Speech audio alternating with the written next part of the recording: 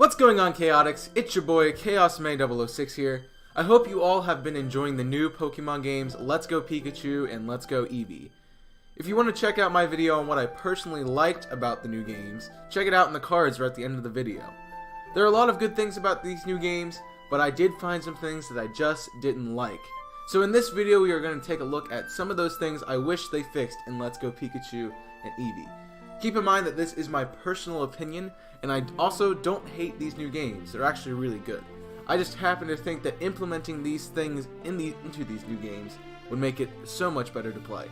With that being said, let's go into my top 10 least favorite things about Pokemon Let's Go Pikachu and Let's Go Eevee. Number 10. The locations of the Master Trainers. Okay, so this isn't a big deal. I just don't understand why you would have Master Trainers in weird places.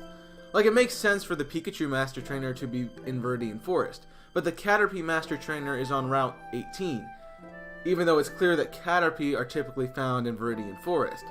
I think that Master Trainers should be in locations where the Pokemon are found in the games, or in a place that might be special to a Pokemon, like putting a Master Trainer for Charmander at the end of Nugget Bridge, or a Chansey in the Pokemon Center by Mount Moon. Number 9. Lack of typings. So I understand that these games only include the original 151 Pokemon, plus Meltan and Melmetal, but the type diversity is so poor. Since Dark, Steel, and Fairy types didn't exist in Generation 1, there are a few that you can find throughout the game. Often you have to opt for an Alolan form to find these types, but even then, they are redundant since you probably have already found another way to have coverage for those moves on some member of your team. Number 8. Lack of outfits.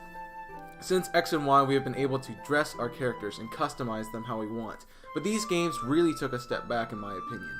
They really emphasized the customization in the trailers, but there was way too much hype for the lackluster display of outfits. Sure, some of them are cool, but there's probably only about 10 to a dozen total outfits in the game, making your choices pretty limited, and you can't even get outfits in different colors. They're just the color they come in.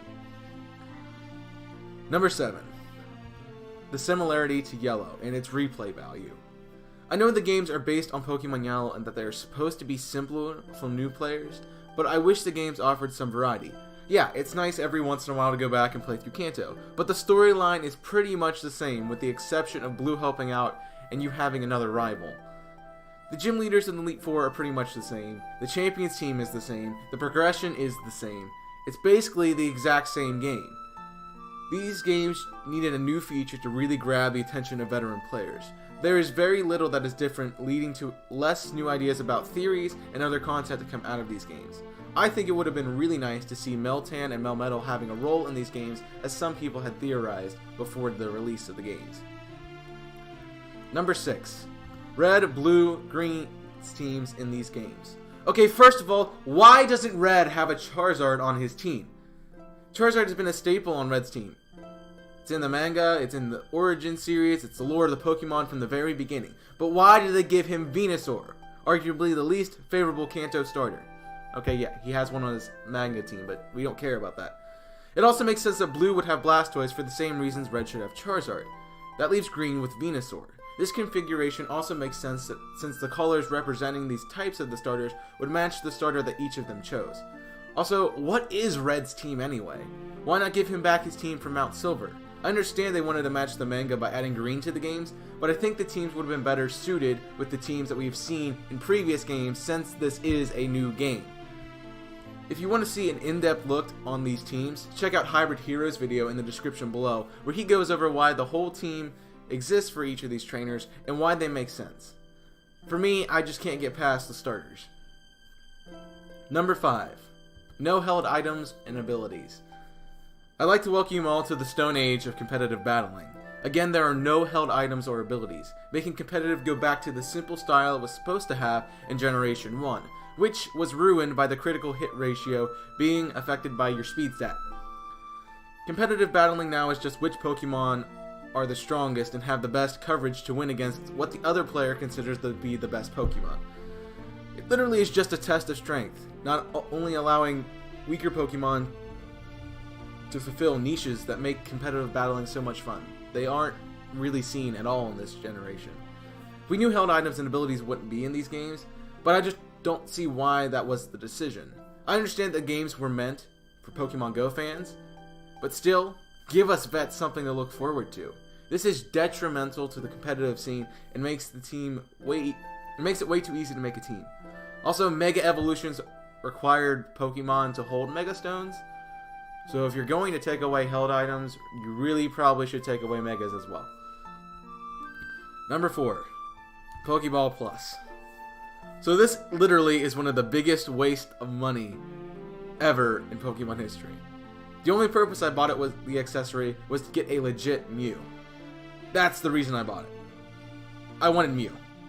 I actually played the game mostly with the Joy-Con, which I found way more usable than the Pokeball Plus. It's so small, and it's easy to misclick or rotate the Pokeball in your hand, so you'd start moving in the wrong direction. I have pretty small hands, and this thing really doesn't work for me. I only imagine a small child could be able to use this with ease, otherwise it is just a pain to play through. Number 3, no GTS. The GTS was one of the best features ever released in the series, allowing you to trade randomly with people through Wonder Trade or look for certain Pokemon in the global trading system to complete your Pokédex. Now we're back to having to trade all of the version exclusives with a friend or buying 2 Switches and both copies of the game. And I know these people are trying to influence using Pokemon Go, but you also could have not encountered these Pokemon in those games. This is extremely annoying to people who wish to complete the decks, and is something I hope comes back in Generation 8. Just please don't bring back Festival Plaza. Please. Number 2, partner signature moves. The signature moves are extremely useful for making Pikachu and Eevee broken in their expected games. But the moves have also the worst names of all time. The name sounds like something a 2-year-old would say. Yes, Pokemon appeals to a younger audience, but as kids age, they do not want to be associated with something that attacks with Batty Bad or Buzzy Buzz. These names could sound so much cooler and would make the kids want to try them out because they sound amazing. That's a lot of the reason why I wanted really cool moves my first time playing through. Fire Blast was one of the really cool ones I liked and really enjoyed using. Number 1, the throwing mechanics and catching items. Okay. It's obvious that these games are tied to the mobile game Pokemon Go. Heck, it's in the title. But geesh, you think you could have figured out how to make the catching mechanics work. Half the time, it seems like no matter how you throw the ball, you will never hit the Pokemon. The difficulty for catching also greatly increases, making it so hard late game that you really can't catch anything with an Ultra Ball. You get no help from how good your throws are, besides an experience modifier after you've caught the Pokemon, so you must rely on the catching berries. Except that they are very rare in these games and extremely annoying to harvest. You consistently have to return to the hidden item spots all over Kanto to collect more Raz, Pinap, and Nanab berries to help aid you through the capture mechanics. That is, even if you can get your Pokeball to hit your target. Well, those are my top 10 least favorite things about Pokemon Let's Go Pikachu and Eevee. Let me know in the comments what you don't enjoy about these games. And if you enjoyed this video, leave a like down below and subscribe if you are new to keep updated with what's going on with the channel. If you want to see a more positive video, go check out my top 10 most favorite things about Let's Go Pikachu and Eevee. There will be a link on the screen for that video. That's all I have for this video. Thank you very much for watching, and until next time, I'm ChaosMay006, signing off. Burn it up.